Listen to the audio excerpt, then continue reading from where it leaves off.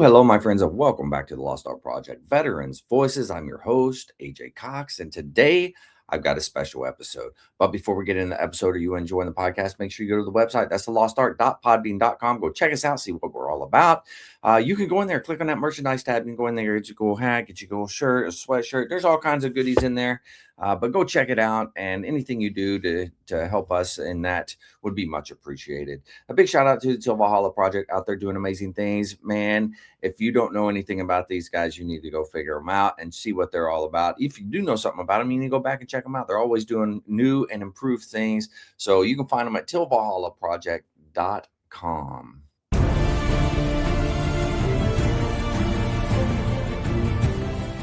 Are you a Marine veteran? Are you missing that bond you had on active duty? Then I have a place for you. Join the only congressionally chartered Marine Corps Veteran Service Organization, the Marine Corps League. Get that brother and sisterhood back in your life. Become one of the fewer, the prouder, a Marine Corps League member.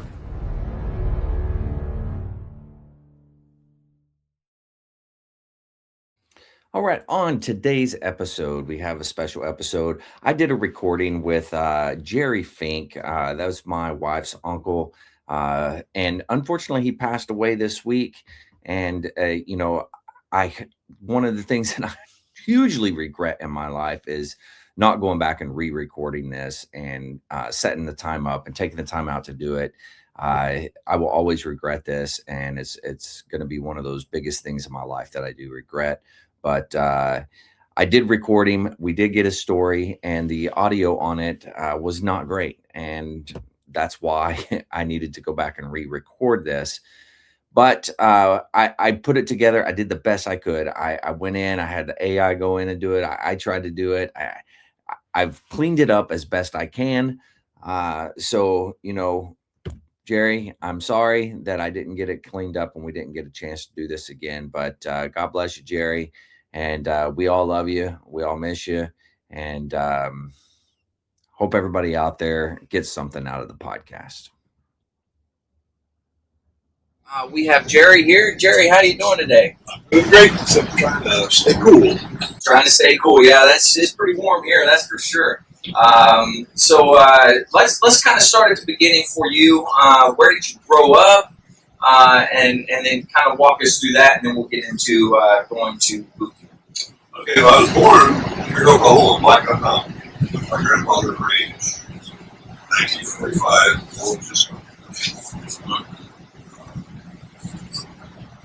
I always wondered why my father was there when I was born. He got drafted 2 months before I was born. So he was at boot camp when I was born. Oh, wow.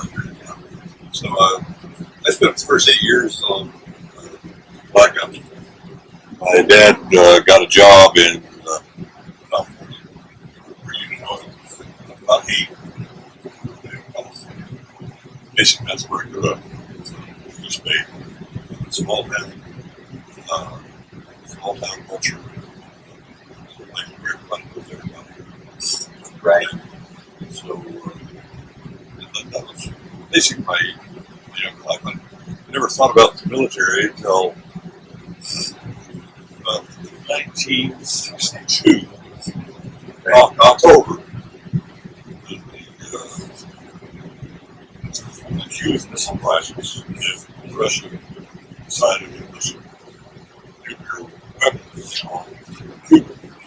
Right. And Kennedy said no. So on the verge of going to war, I kind of felt kind of patriotic. I thought, well, I'll go to high school. I was a senior in high school. All these women Right. The patriotic thing. So, crisis passed. School counselor put me out of joining the Army right away.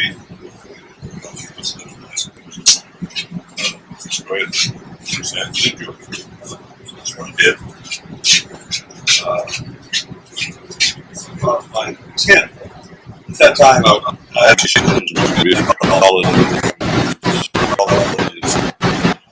well, I was going to study psychology in the Army, and psychologist assistant. So I enlisted medical. It was doing medical. They were sure you have to be a psychologist assistant. So finally, after I left for boot camp, into medical training,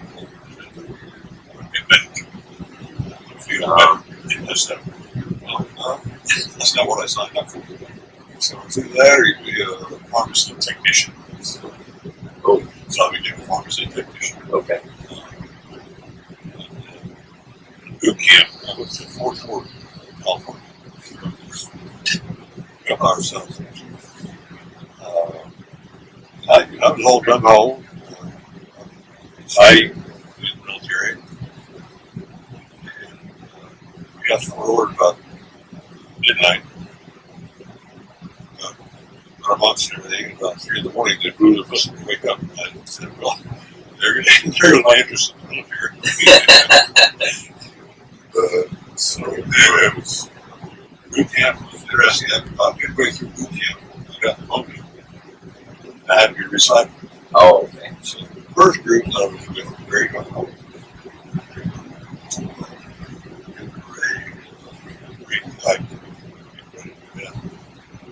They recycled me. They with the National Guard. Okay. We didn't give a crap about anything. They just wanted to do something. Yeah. It's totally different than that. But anyway, I ended up at Fort Sam Houston, Texas. Pharmacy training. Pharmacy training, of course. While I was class there, we were 63. Kennedy was assassinated. Oh, wow. He, Fort Sam Houston was in San Antonio. And he visited San Antonio in Dallas. But the whole atmosphere changed. Right. Well,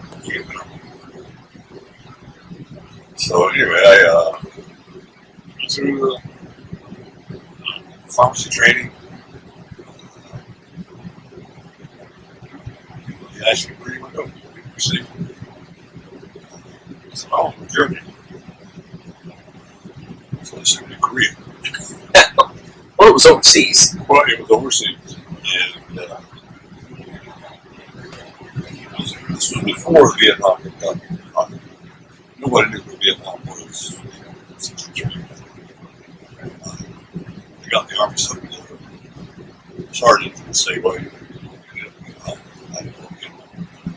So Vietnam didn't heat up.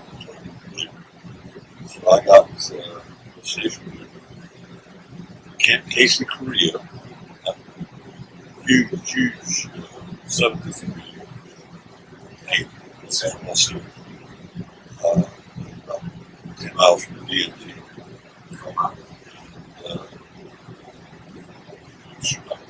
When I first arrived at camp, I saw the people in this family work doing work. A couple days later, I got word that someone had stolen water. Whoa. That's crazy. It is. Well, now they got away with it. They stole water. So I was at Camp Casey for about 3 months. And we were really overstaffed in the pharmacy. So they gave us Camp Page further up the mountains, 5 miles and about 13 miles from the DMZ. Listen, I had no pharmacy. We other guy. Yeah. So that's been basically 9 months and can't leave. There's no water there. Basically, Right. so I about the time in 1964, that's was the serve there, June 65. And the Vietnam was pretty certain even just before I was 13. Oh, wow. I was concerned that I was going to Vietnam, so vaccine centers. They built up the troops. It was just constantly bombing Vietnam. And came time for me to do my transfer to Mississippi, Museum of San Francisco. Okay.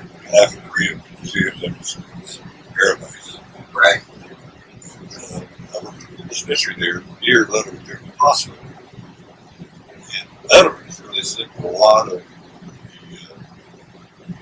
military people injured. So I saw a lot of the results. Right. One of the soldiers was in my platoon at video. He was having a lot of mental problems. He was in Vietnam. And he was supposed to be go out of duty with the squad out of the government. He just rolled call and go with Jeep, so he jumped in his Jeep and he went out in the jungle to catch up with him.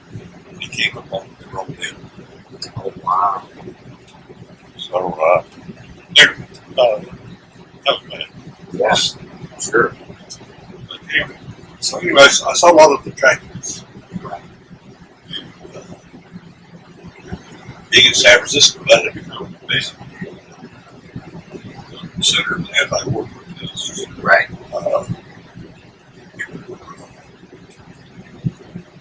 Invading the military. Yeah. So, anyway, So, did you see, I mean, you were active duty right there in San Francisco. So, as you went out and, as you're going home or going different places and everything, how were you treated? well, no one knew where the military was from this to get off base. Right. I was busy. But I ended up being reporters even back then in the group. So I saw the protests. I understood where they came from as far as policies in Vietnam. Why are we there?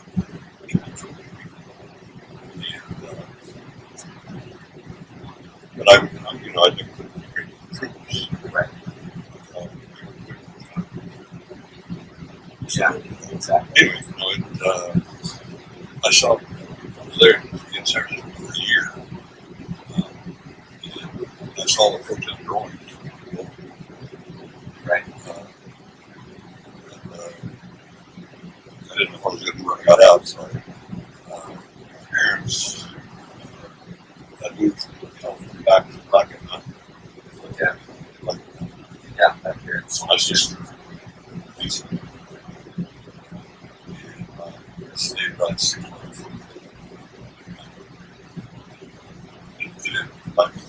That's what we accept this. Yeah. So I went back to San Francisco, got married, started college, the same college, University of Berkeley. Okay. Protest at Berkeley. I got gas in Berkeley. Wow. So there's a lot of protests there. After I graduated from there, I go home, right? And I work protests, rallies.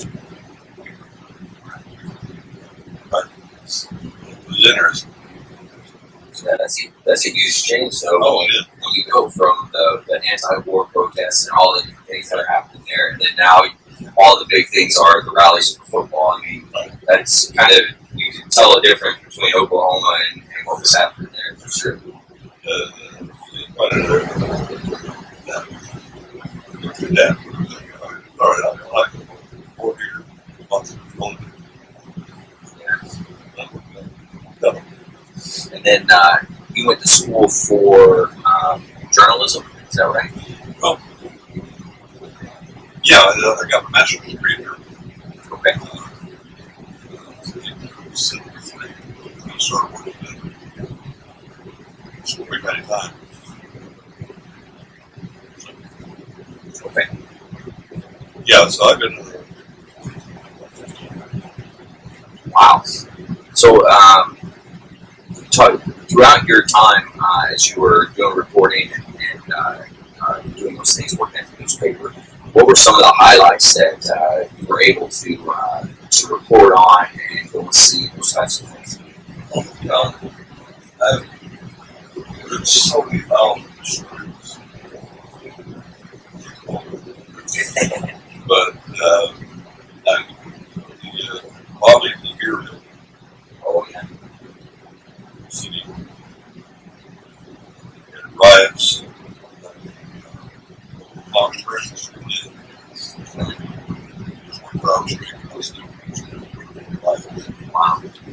riots, township.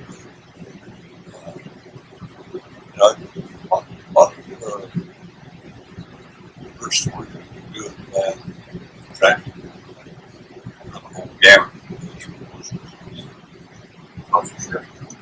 And now doing interviews, I'm fairly new at interviews, so I ask questions that I can think of or whatever. But over time, I'm sure you've gotten better at, okay, hey, I need to ask these specific things, like what's gonna sell to the audience, and get their interest in it, those types of things. Okay, I've done so long. Basically, I go to an interview. It's not a lot of mental preparation. I just kind of know answers. So I know what's in there. Nothing about the fine one. Then it becomes kind of experience. So respond to the answer. That usually the question.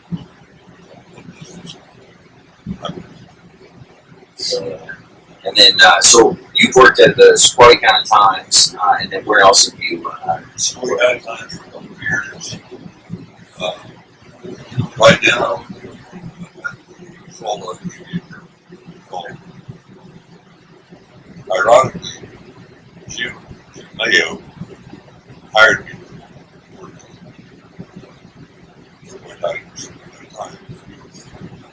He had a couple of sons back then, like 3 or 4.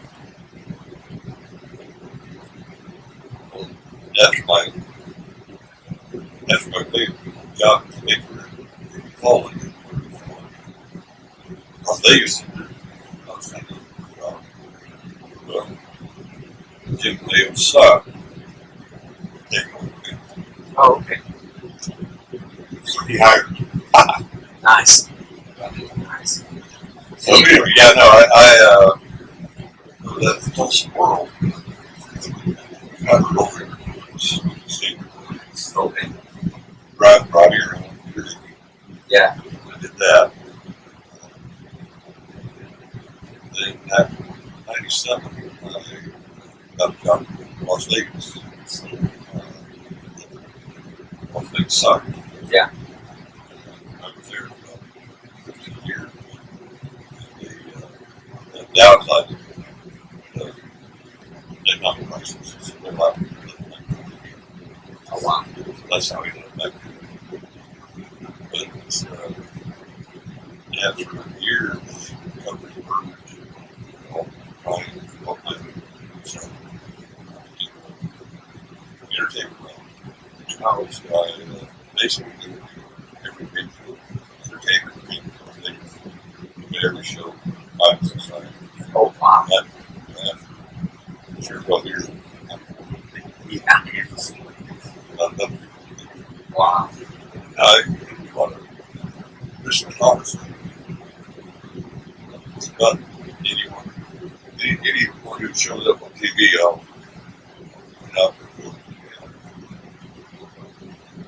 I think it's kind of boring. People have to keep going. That's pretty wild that you got to do that, and you said you went to 5 or 6 of their shows. You know, I went to every show. every show. Of course, it changes so fast. Coming back out, I couldn't do this.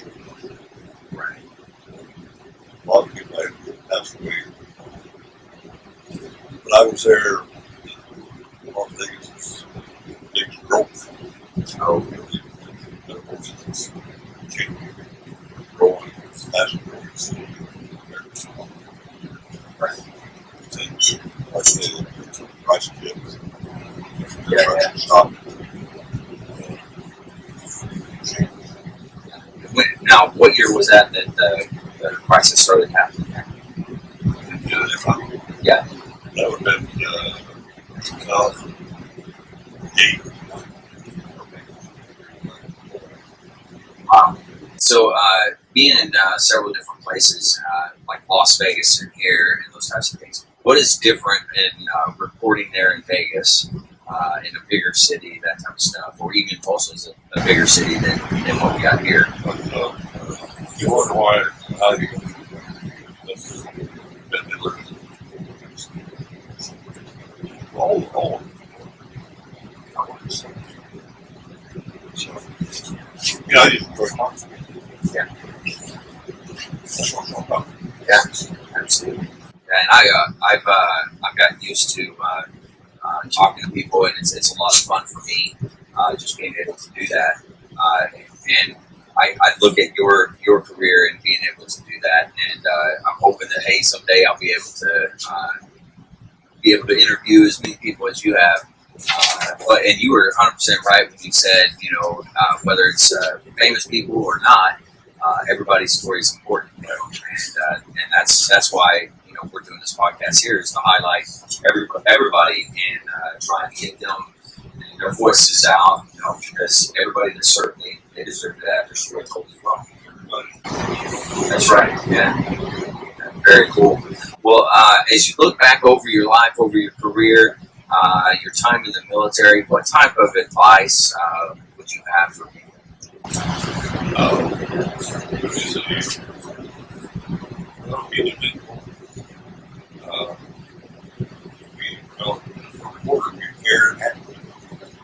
I guess that's plenty of life fair. Just on all sides. Yeah. Good. Be considered. Others shooting for things money. But awesome. If you disagree with them, you don't have to be vicious. Yeah, very true. Very vicious. Yeah. Okay. Yeah. And it's very interesting in today's dynamic with everything's polarized. It's one way or the other. Yeah, that's what it was. I got out of the Army. Yeah. Instantly. Yeah. Audrey Nixon. That's why just I feel like it's deja vu. Yeah.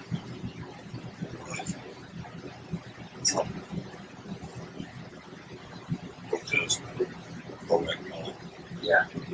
It's just like it was back in the 70s.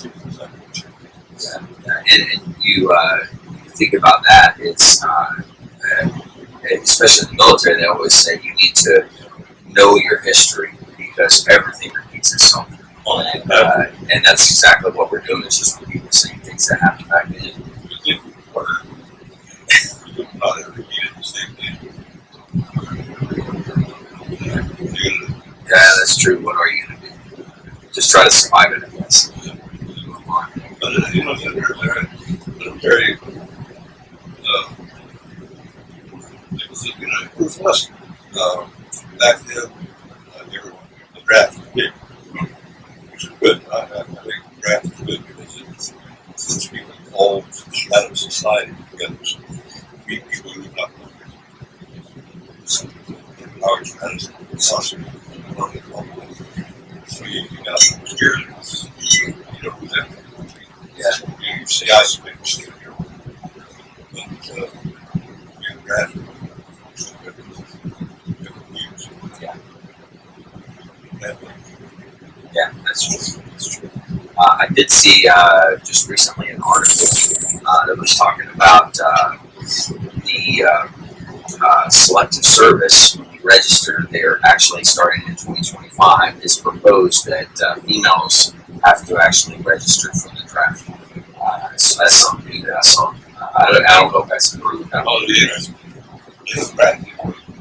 No, they don't. But the selective service, I mean, you still have to register, but you're not actually being drafted. Right. So I always looked at portion. Got the sub, wrong. yeah, If we invaded, everybody would be. I was a pharmacist who said, well, if you get attacked, right. Yeah, absolutely. Yeah, it doesn't matter. There's always gonna be something. And if push comes to shove, like you said, you're gonna have to pick up a weapon and go, or take suffer the consequences of it. Those types of things. So, if you don't mind, I'd like to talk a little bit about your time in San Francisco and working in the hospital and seeing the individuals come back. Was there a lot of I know now there's a lot of amputees, there's a lot of PTSD and those types of things. Did you see that? like I say, man, it is squad. That's, I don't know how you do it. But I saw a lot of stress, a lot of amputees. I saw people shot themselves in the foot. Yeah. So that it's tragic. To see suffering through. That's suffering through.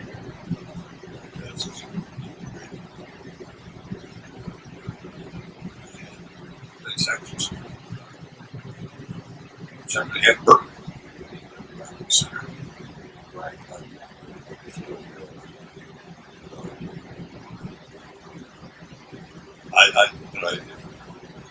I don't know where I've been. I haven't joined all of it. You know, as your life like that, everyone basically watching what we say.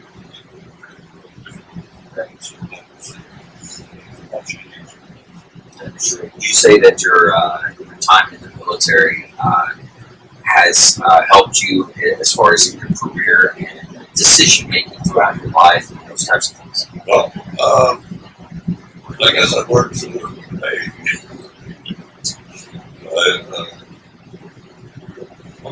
my thing is that I don't like to do so. That's not a good thing to say. I worked out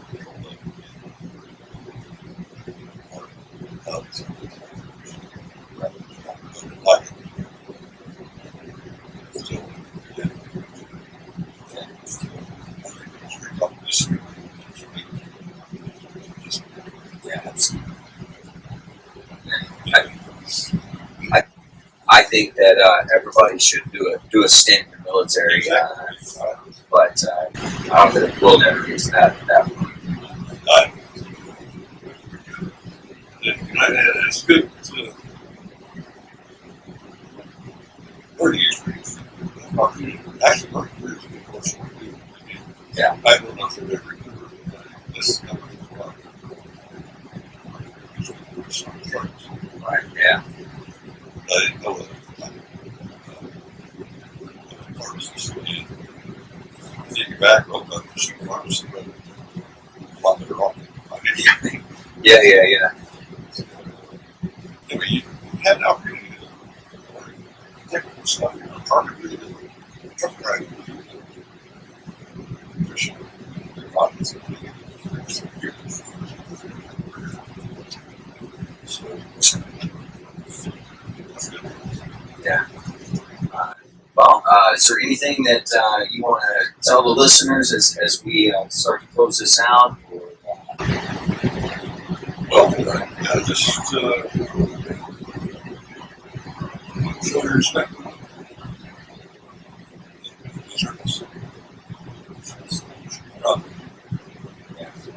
And I will say I'm proud of you. I've always enjoyed your successes and getting to read your stories and stuff like that. It's always neat. You're somebody that I can always say, hey, I know that guy, and so it's really cool. Thanks for coming and sharing your story. Yeah, it's good to hear your story. I didn't know all that part about you, so it's good to hear that. But yeah, I've enjoyed myself, and maybe we can have you on again at some point in time. Awesome. All right. That was Jerry Fink's story. Thanks for tuning in for this. Like I said, one of my biggest regrets not being able to redo this one so we can have a better recording of it. But Jerry Fink, great man, did great things, worked his whole life, man. Writing stories for the paper was a big thing for him, and he did that probably up to the day he died. But great man. And with that, hey, to everybody out there, if you're struggling, need help, anything like that, don't forget that the VA does have some great resources. You can always dial 988, press option 1. You can text 838-255 or go to veteranscrisisline.net, click on that chat icon. Any of those options will put you in contact with somebody that can help you out. But remember, one veteran life loss is one too many. I care about you, and I know the whole veteran community cares about you, so please reach out for help. And if you're out there, you're not struggling, reach out to the buddies you served with, ask them how they're doing. If they need that helping hand, please give it to them. All right. Thank you very much for tuning in. Jerry, we love you. Everybody out there, stay motivated. Change your socks.